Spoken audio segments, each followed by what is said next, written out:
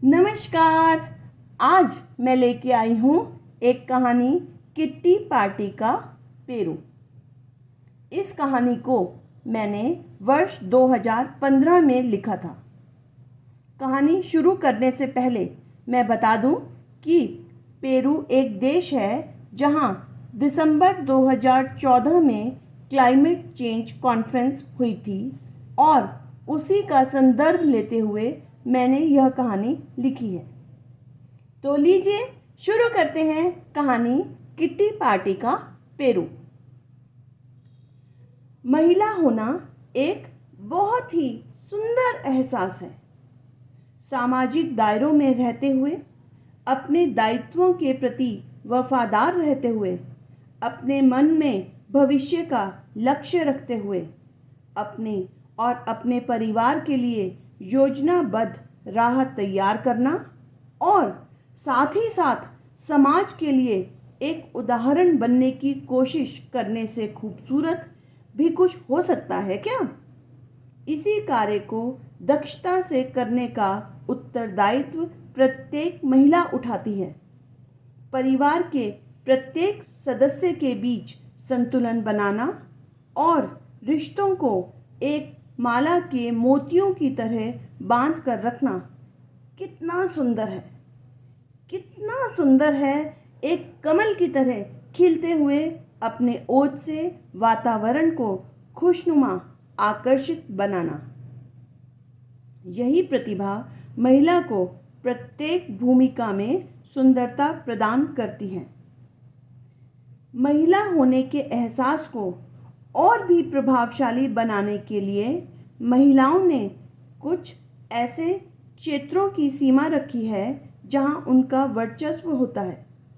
ऐसे ही मौक़ों के लिए तराशी गई है किट्टी पार्टी, जिसमें विशिष्ट महिलाएं मिलकर एक सभा बनाती हैं। ये महिलाएं एक राशि निश्चित कर लेती हैं जिसका योगदान प्रत्येक महीने प्रत्येक सदस्य देती है। लकी ड्रॉ द्वारा प्रत्येक महीने एक महिला का नाम चयन कर लिया जाता है। जिस महीने के लिए जिस सदस्य का नाम चयनित होता है, उस महीने उसे एकत्रित राशि दी जाती है और वह अन्य सदस्यों के लिए पार्टी का आयोजन करती है। पार्टी की भव्यता का निर्धारण समूह की भव्यता पर होता है। प्रत्येक दायरे में अपने सामर्थ्य के अनुसार छोटी बड़ी किट्टी पार्टी का आयोजन प्रायः मेल मिलाप, खाने पीने, वस्त्रों आभूषणों के प्रदर्शन व प्रशंसा के अतिरिक्त समाज में दिशा निर्धारण का भी स्रोत बनती है।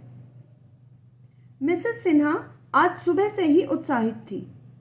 पति और बच्चों के दिनचर्या पर जाते ही वे किट्टी पार्टी की तैयारी में लग गई थी।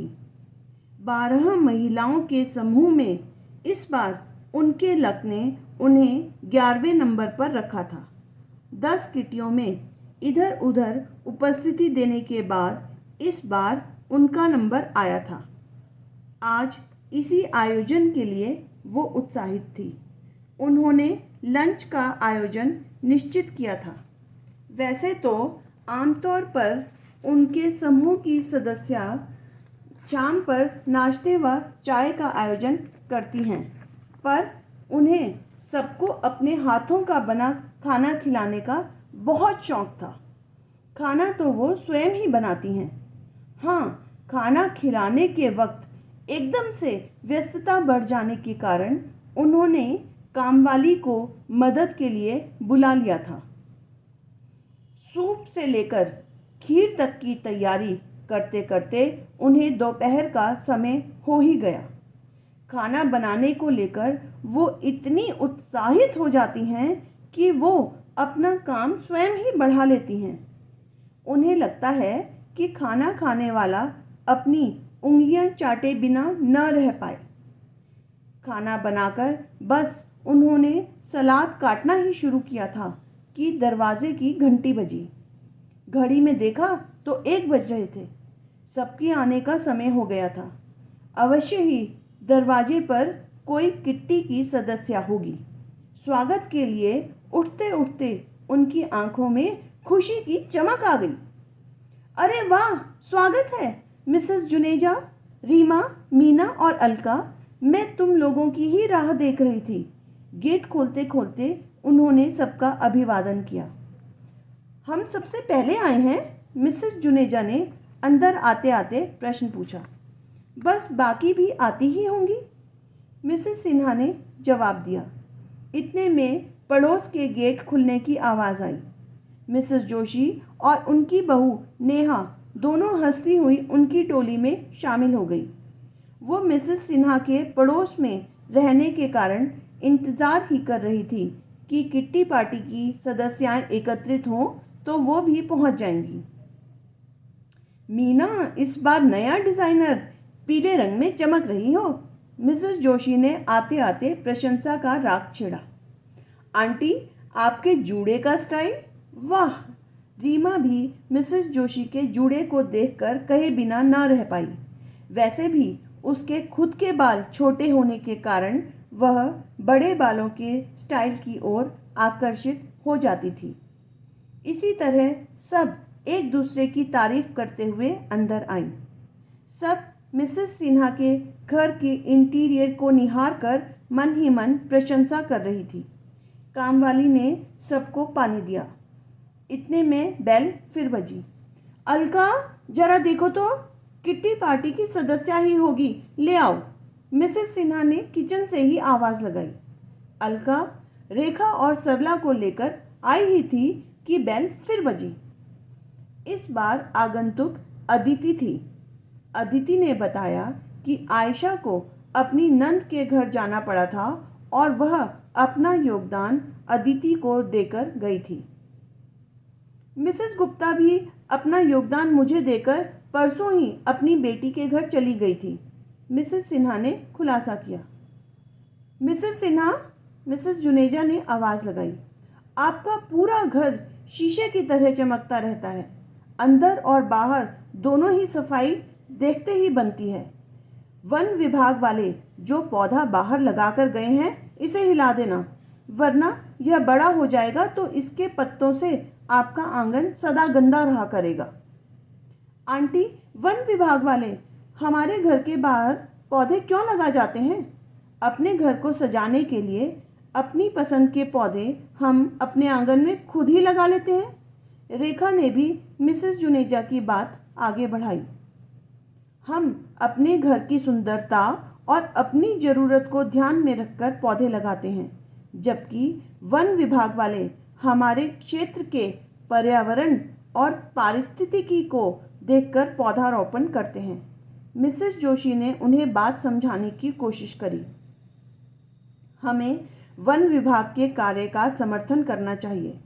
थोड़ी बहुत परेशानी तो हमें हो सकती है, लेकिन हमारी पृथ्वी के बढ़ते तापमान को काबू में रखने के लिए वृक्षारोपण आवश्यक है। मिसेस सिन्हा भी उनके साथ आकर बैठ गईं। कामवाली सबके लिए सूप ले आई। धरती का तापमान बढ़ता है, ये क्या है? मिसेस जुनेजा ने पूछा। और आंटी, हमारे घर के बाहर पेड़ लगाने से इस तापमान का क्या लेना देना? सरला ने भी बातचीत में हिस्सा लिया। नेहा, तुम समझाओ, मिसेस जोशी ने अपनी बहू से कहा। देखो, यह तो सब मानते हैं कि कुछ दशकों से हमारी जीवन शैली में तेजी से परिवर्तन आया है, जिसके कारण पर्यावरण काफ़ी दूषित हुआ है, नेहा ने बताना शुरू किया। मानवीय क्रियाकलापों की वजह से जो पर्यावरण को क्षति हुई है, उसके कारण ग्लोबल वार्मिंग का खतरा पूरी पृथ्वी पर मंडरा रहा है। बर्फ़ के बड़े बड़े ग्लेशियरों ने पिघलना शुरू कर दिया है, जो हमारे लिए एक खतरा बन सकते हैं। दीदी, बर्फ़ के ग्लेशियर हमारे लिए कैसे खतरा होते हैं? मीना ने भी अपनी झिझक छोड़कर प्रश्न पूछा। घर में घुसते घुसते रीमा के हाथ में एक बॉल आ गई थी, जिससे वह एक हाथ से दूसरे हाथ में घुमाते हुए खेले जा रही थी। उसने नेहा को देते हुए कहा, नेहा, इस बॉल की सहायता से समझाओ। हमारी पृथ्वी इस बॉल की तरह है, नेहा ने बताना शुरू किया। ऊपर मान लो बर्फ है, नीचे समुद्र और बीच में हम। अगर ऊपर की बर्फ पिघलकर नीचे समुद्र में मिलने लगेगी तो क्या होगा? तब तो समुद्र का पानी बढ़कर हमारे क्षेत्र में भर जाएगा, मीना बोली। हाँ, ठीक यही बात पृथ्वी पर भी लागू होती है।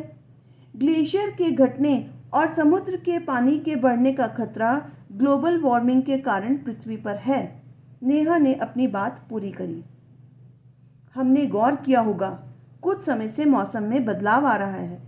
बेमौसम की गर्मी, बेमौसम की सर्दी, बरसात और मौसम में इनका अभाव प्राय हो गया है। इससे अपने को बचाने के लिए लंदन हरा भरा हो रहा है। 2050 तक शहर की हरियाली में 10% इजाफे का लक्ष्य है। अलका ने अपनी बात को आगे बढ़ाया। उसी तरह जैसे हमारे वन विभाग वाले हमारे घर के बाहर पौधे लगाकर जाते हैं।